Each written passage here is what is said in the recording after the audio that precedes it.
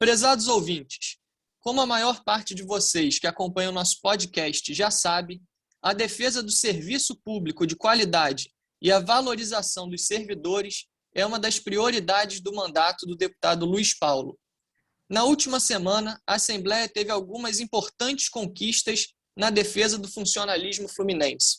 A aprovação da ampliação da margem consignável, bem como as correções em alguns planos de cargos, dentre os quais os dos gestores públicos, servidores do Rio Previdência, servidores da Fazenda e dos executivos públicos, são alguns exemplos dessas conquistas. É sobre a importância da valorização do funcionalismo que falaremos no programa de hoje. Meu nome é Pedro Rogar e esse é o podcast RJ em Debate. Sejam todos muito bem-vindos ao nosso bate-papo dessa semana.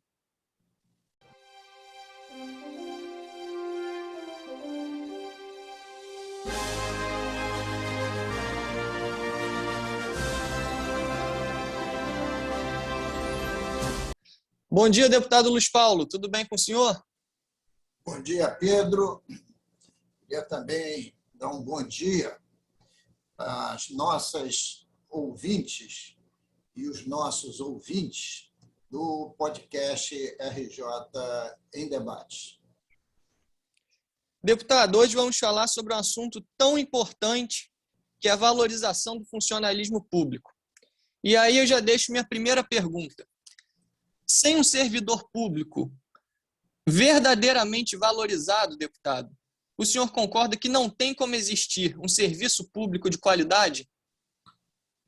Ô Pedro, sem dúvida nenhuma, um serviço público de qualidade depende de um servidor público qualificado e remunerado à altura. A função do Estado na prestação do serviço público é fundamental.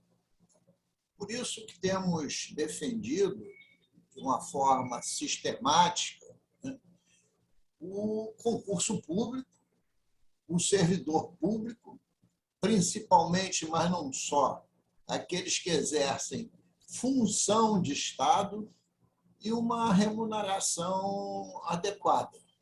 Porque segurança pública, saúde, educação são funções primordiais que o Estado tem que cumprir bem para bem da população.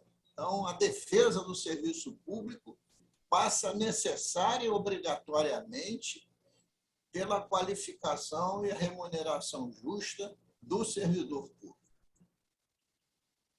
Agora, uma demanda de muitos servidores ativos, inativos e pensionistas é a ampliação da margem consignável, tal qual foi feito pelo governo federal. Nessa semana, um projeto da sua autoria foi aprovado e agora cabe ao governador, Cláudio Castro, sancionar ou vetar. E eu gostaria que o senhor explicasse um pouco aqui para os nossos ouvintes sobre esse projeto de lei.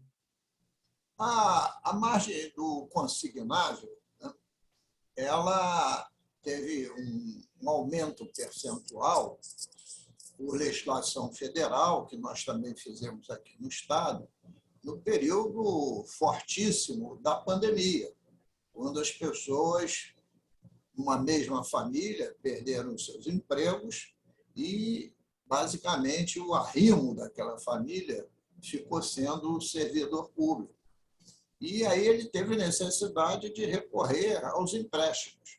E o empréstimo consignado, isto é, aquele que é descontado em folha, era aquele que tinha o maior número de parcelas e o menor juros.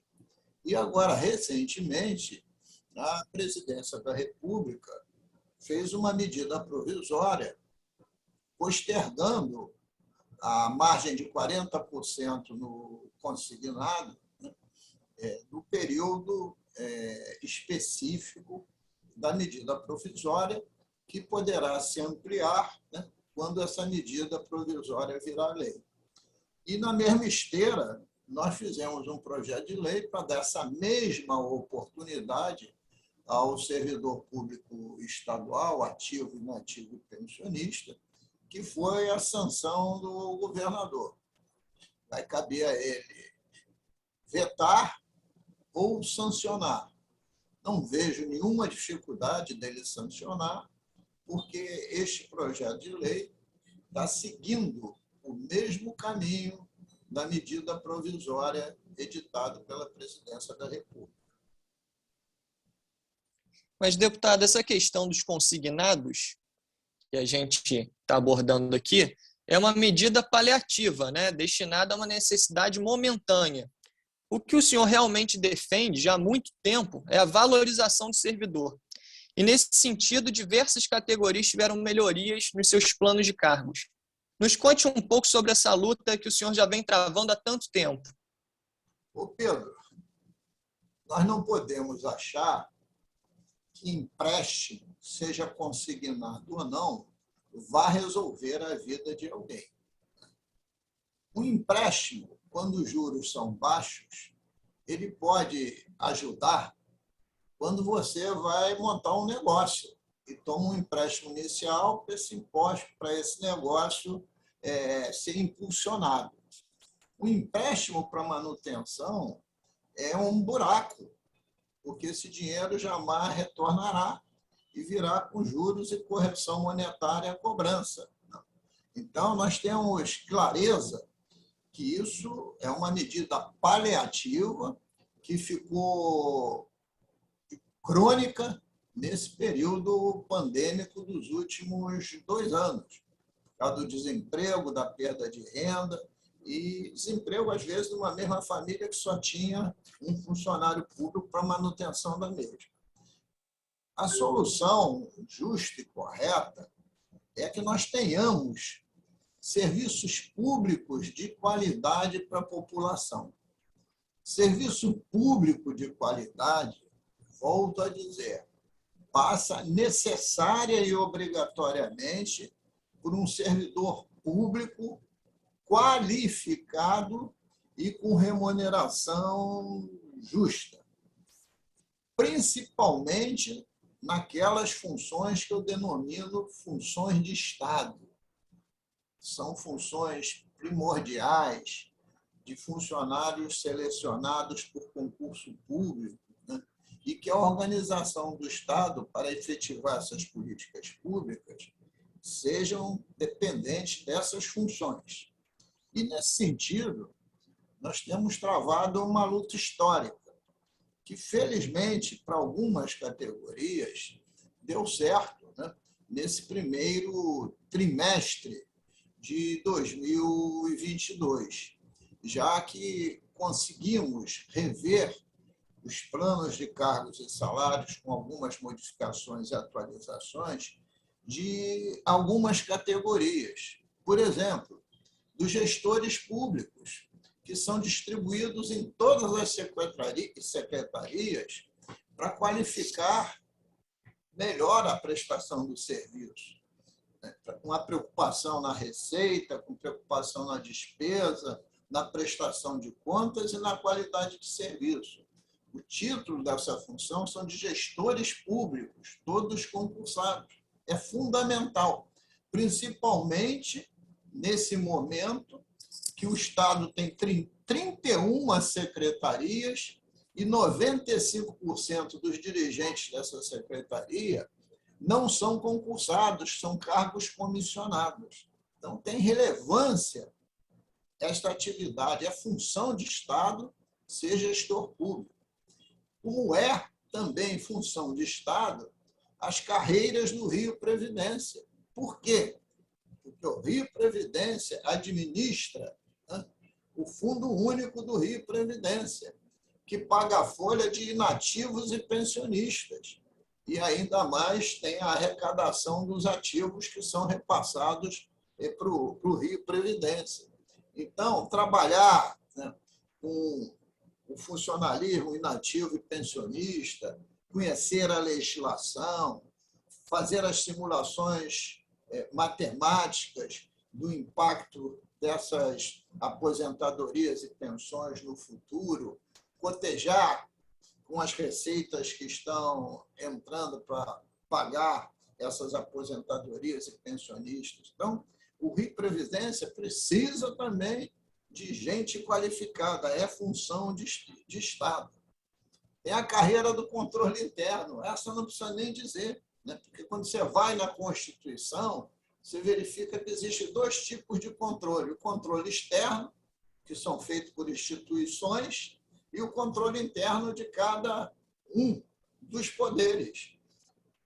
E o Poder Executivo é que detém quase 90% do orçamento. Então, os controladores, quem faz o controle interno, é que exatamente verifica a validade e a qualidade das despesas, como também do controle das próprias receitas. Então, cada uma dessas carreiras, como também dos executivos públicos, são funções de Estado, como também foi a regulamentação do plano da SEAP, né?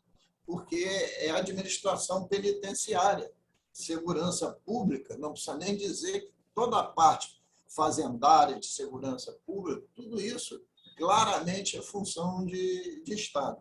Então, essa luta teve agora um avanço, as leis já foram sancionadas e agora precisam ser efetivadas. E foram sancionadas recentemente. Mas é um passo, mas a luta continua, porque ainda tem muitas conquistas que precisam serem feitas para bem da qualidade do serviço público. Deputado, o senhor acabou de citar algumas categorias, né, do serviço público, e aí mencionou dos gestores públicos, os servidores do Rio Previdência. Agora tem uma categoria que segue sendo deixada de lado pelo Poder Executivo, que são os servidores civis da PM. O senhor tem tentado levantar esse debate e ajudar esse grupo, não é mesmo? É verdade, Pedro. Nós temos uma tradição de lutas, né? Começou há muitos anos atrás com os fazendários. Os nossos fazendários, quer sejam os auditores, mas que sejam os fazendários, no nome em geral, são uma atividade importantíssima. Por quê? Porque são os responsáveis pela receita. E se não tiver receita, não tem serviço público. Aí, dentro desse contexto, a gente foi verificar uma injustiça muito grande, né? A área de segurança pública é função de Estado. E toda ela, sem exceção, tem seus planos de carreira. Tem o plano de carreira da Polícia Militar, tem o plano de carreira do Corpo Bombeiro, tem o plano de carreira que foi agora revisto do SEAP, da Administração Penitenciária. Mas essas instituições, eles têm servidores que não são militares. Por exemplo, na PM, tem uma série de funções que são exercitadas por civis. Então, eles não estão nos planos dos militares e nem tampouco nos civis. Né? É como se estivessem num limbo ou numa terra estranha. Né? Então, essa é uma luta que está sendo travada de difícil solução, porque só tem duas opções. Ou eles fazem parte, né, do plano dos militares, ou tem que fazer parte do plano de cada uma das suas carreiras específicas, e aí seriam cedidos para a Polícia Militar, né? Como acontece com os gestores. Os gestores têm um plano de carreira próprio, independente da secretaria que eles estejam trabalhando, seja de saúde, seja de segurança pública, seja de educação, pouco importa. Então, mas tem que ter uma solução, não pode ter essa forma estranha de desconhecer que existe esse contingente de funcionários civis, médicos, enfermeiros, contador, enfim, um monte de atividade profissional que está no limbo, não está em lugar nenhum. Trabalham, mas a remuneração não acompanha os padrões nem da sua atividade profissional, nem tampouco da própria Polícia Militar. Deputado, acho que todos os nossos ouvintes aqui acompanham o quanto o senhor luta, né, através do seu mandato, por um servidor público realmente valorizado, por um serviço público de qualidade. Mas conta aqui para os nossos ouvintes, como que começa a sua relação com o serviço público? E mais, por que o senhor acredita tanto na importância dos servidores para o bom desenvolvimento do Estado? Ô Pedro, eu queria abordar duas vertentes. Primeiro, eu entrei no Estado em janeiro de 1965, na época do Estado da Guanabara, quando era governador aqui Carlos Frederico Werneck de Lacerda. Você veja que eu ainda continuo com boa memória. E entrei no Departamento de História e Rurais da Guanabara como técnico de Estado. Desde aquela época, ninguém tinha dúvida que tinha que se ter servidor público qualificado e justamente remunerado. Não havia nem debate sobre isso. Era uma premissa justa e correta. E por aí foi. Com o passar dos anos, por isso que eu acho que tem que abordar duas vertentes, novas linhas de gestão vieram à tona. E uma discussão de caráter ideológico sobre as funções do Estado. Eu, como um social-democrata que sou, isto é, a democracia e a república, para mim, são os fundamentos básicos, mas eu acho que o Estado tem uma função social, que é lutar pela primazia do trabalho em relação ao capital. Enquanto essa primazia do trabalho não assume as proporções devidas, você tem que ofertar, função dos impostos recolhidos, serviço público de qualidade para a população. Isso você tem que fazer via o servidor público. Mas vem uma outra corrente, chamada corrente neoliberal, que acha que o que deve prevalecer é um Estado mínimo, que defende, por exemplo, o senhor Paulo Guedes, que o serviço público tem que ser praticamente quase todo concedido à iniciativa privada. Quando isto é impossível, isto é uma quimera. Educação de qualidade, saúde de qualidade e segurança pública, estou dando esses três exemplos, só pode ser exercitada por servidor público. Os trabalhos fazendários também está na Constituição, que quem arrecada é funcionário estatutário da fazenda. Então, dentro dessa ótica, a gente tem que preservar o concurso público, fazer essa luta ideológica e tentar, qualificar curso, formação, qualificação para o servidor e remuneração justa. Essa que é a luta para o serviço de qualidade acontecer. Veja agora na pandemia, o desmonte que houve da saúde com organizações sociais levou a saúde à bancarrota. Você veja aqui na pandemia, organização social levou ao incremento da corrupção, que levou, inclusive, à cassação de um governador. Então, eu não tenho nenhuma dúvida que não dá para você imaginar nem Estado mínimo, nem Estado máximo, porque nós não estamos nem no mundo que seja totalmente neoliberal, nem no mundo socialista. Nós precisamos de um Estado necessário. E o Estado necessário precisa do servidor público qualificado e justamente remunerado. Eu faço isso quase como ladainha. Lá na Assembleia, toda reunião de comissão, de CPI, não importa, que a gente chama as direções das secretarias, eu sempre faço uma enquete. O senhor está representando a Secretaria X. Qual é o seu nome? Qual é a sua profissão? O senhor é concursado, é servidor público? Aproximadamente 95% é cargo comissionado. Não tem compromisso, vínculo com o Estado. Não deixa legado, não tem história, não conhece a gestão pretérita.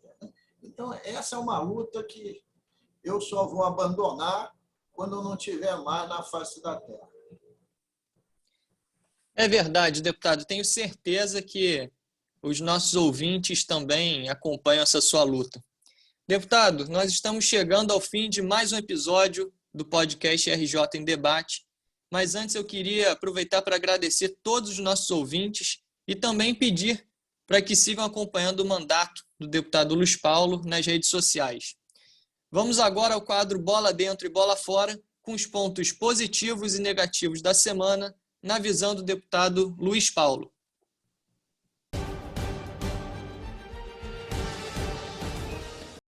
A bola fora de hoje vai para o veto do presidente Bolsonaro ao projeto de lei que liberaria a verba para apoiar o setor cultural, setor profundamente prejudicado por esses 2 anos de pandemia. O projeto de lei aprovado pelo Congresso Nacional previa o repasse de 3,8 bilhões de reais ao setor cultural, para que ele voltasse a se desenvolver e voltasse a atividades plenas. Esse projeto de lei aprovado, ele visou e teve o nome de batismo como Lei Paulo Gustavo, em homenagem ao grande ator que morreu ano passado exatamente de Covid. Mas, apesar desse setor cultural ser extremamente importante, o presidente da República achou que devia vetá-lo. Agora, quando o presidente da República veta um projeto de lei aprovado pelo Congresso Nacional, o Congresso Nacional pode derrubar o veto e a lei ficar em pé. É o que todos nós esperamos. E vamos continuar a cobrar isso do Congresso Nacional para que o veto seja derrubado e o setor da cultura, tão importante, principalmente para o estado do Rio de Janeiro, possa receber realmente os incentivos devidos, porque a população também precisa de cultura, porque a cultura também ela perpassa todos os segmentos de conhecimento e de práticas da nossa cidade e do nosso estado. Bola Dentro de hoje vai para o dia 6 de abril, data que comemoramos como o Dia da Atividade Física. Como já disse lá nas minhas redes sociais, e reafirmo ao nosso ouvinte semanal, que a atividade física é importantíssima. Movimentarmos nossos corpos, que devem consumir energia, faz bem sob todos os aspectos, quer seja sob o ponto de vista hormonal, quer seja sob o ponto de vista de queimar calorias, quer sob o ponto de vista de fortalecer a nossa musculatura, que vai proteger os nossos ossos dos impactos mais diretos. A Organização Mundial da Saúde já disse de muito que a falta de atividade física é um dos principais fatores de risco para a mortalidade em todo o mundo, quer seja na nossa cidade do Rio de Janeiro, quer seja no estado, quer seja no Brasil, quer seja no mundo. A importância da atividade física para a saúde está diretamente relacionada à melhoria da qualidade de vida. E eu reafirmo que isso é verdade. Reafirmo porque aplico esse princípio para mim mesmo. Procuro 2 a 3 vezes por semana exercitar algum tipo de atividade física para me manter com saúde. Mas queria dizer aos nossos ouvintes que essa nossa preocupação não é de hoje. Quando tivemos na prefeitura da cidade do Rio de Janeiro, junto com o prefeito Marcelo Alencar, entre 1989 e 1992, nós implantamos, primeiro, uma faixa compartilhada ao entorno da Lagoa Rodrigo de Freitas, para que bicicletas e pessoas, por isso que era compartilhada, se locomovessem. Naquela época, estava na moda fazer Cooper, né? Famoso teste de Cooper. E hoje em dia já está superado, porque é mais importante andar do que correr. Nós fomos vanguarda ali na Lagoa Rodrigo de Freitas. Em seguida, implantamos o projeto Rio Orla, passando por Leme, Copacabana, Ipanema, Leblon, Barra e Recreio. Então, você veja, já na década de 90, nós éramos vanguarda em divulgar que a atividade física era fundamental para a manutenção da qualidade de vida.